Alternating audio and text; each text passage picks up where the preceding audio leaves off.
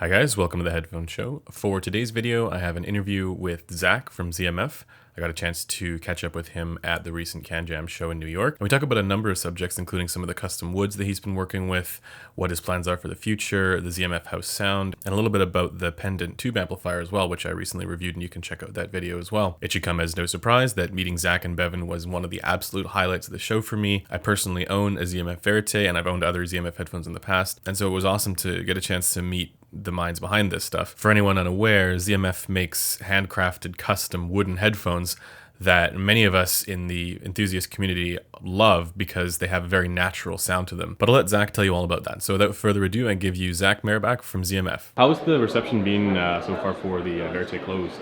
It's actually still one I haven't heard yet. So. Yeah, it's interesting. I mean, some people have gotten the Verite and Verite closed and preferred the closed over the open. And I mean, there's still people who are vice versa, like the open over the closed. But it's been an interesting response where, you know, sometimes people say, oh, I don't usually like closed headphones, but I like the Verite closed a lot. Was the goal for the Verite closed to make it as close to the open as possible? Because it's the same driver, when I start, I don't usually have a goal of like, oh, it's going to be exactly like the open or exactly like, but one thing I knew that I wanted to keep from the open was that kind of three-dimensional soundscape where the sounds are, around you, but also you can kind of really feel like you're in a space. And so that was definitely something I feel like we did achieve, and especially with the slightly deeper pads. The Otor pads do help get that on the Verite closed. On the Verite closed, yeah.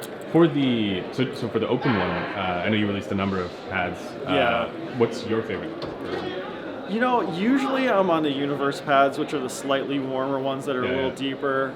But, lately I've been using the Verite pads, which are the flattest ones, a little more lately. It might be because, I have all these tube amps, I have my Glen 300P and my the ZMF Pendant and all these different amps. And so, lately I, for whatever reason, my ears have been enjoying the slightly more neutral flavor of those Verite pads a lot. The great thing about the Berlin drives is so fast, and getting your ear closer to the driver with those Verite pads accentuates the speed so much. We actually had a guy here yesterday who was one of the few people who has the Verite perforated suede pads, which are like the very most neutral of them because they let the most air out the front element. We have, all these pads, and we have them in suede, and now we start doing them in the hybrid format. And so definitely the most confusing thing about ZMF, but we're actually going to have a chart on the website soon that shows the recommended pads. And So Verite suede is different from Universe suede, so it's thinner, and same characteristics of same timbre change between the two materials, but the different thicknesses definitely make the Verite that most flat. And the suede always smooths out the treble peaks too, so it's like I need to get my hands on that one. Gives you that very even flat response. I wanted to ask you about some of the new woods I saw in there. This year we have a couple sets because we made 2 or 3 of them stabilized maple burl headphones in the Verite closed model, and usually you'll see that stabilized wood in things like knife handles, maybe gun stock, that kind of stuff, because it's usually pretty small.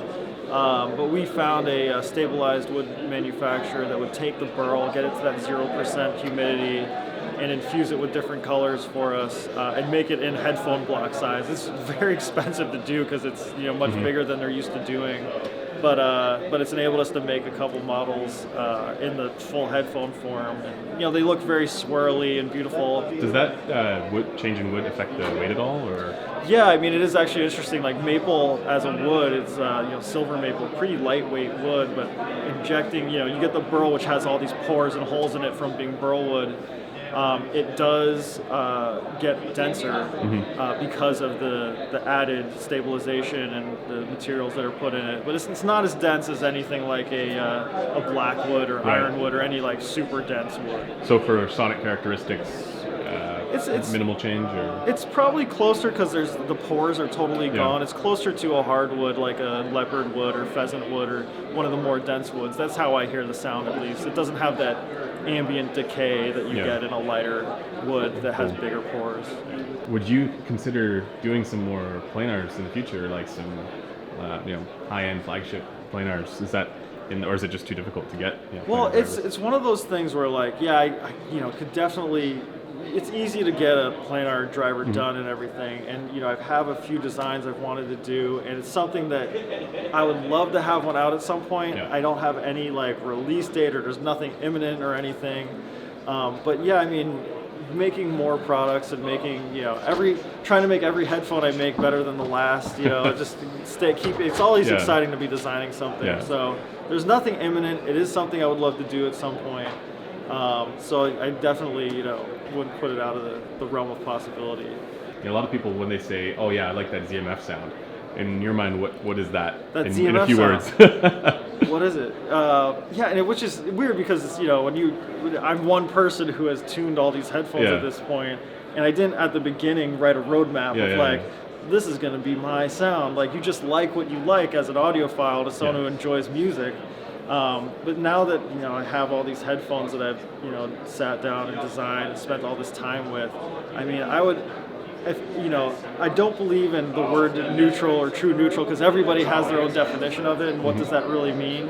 But for me, if I'm looking at like a frequency response graph, I kind of think of it as like a gentle downslope with a little bit of bass accentuation, a little bit of upper mids accentuation, and then kind of a euphony to it, which doesn't even mean that there's any part of the frequency response that's accentuated in a way, but an ease to the sound that lets you kind of concentrate on the mid-range and that like humanistic area of like the 200 to 2000 hertz area, where you can feel like the instruments and everything's lifelike. Because for someone like me who's come from like playing a lot of acoustic guitar and banjo and acoustic instruments around people, I just want instruments to sound natural, and I think that's why that like having that mid-range be a little more forward than maybe some other headphone manufacturers do, instead of accentuating things like soundstage quite as much. That kind of becomes what people have characterized as the ZMF sound. So I'm thinking of like the Verite opens mid-range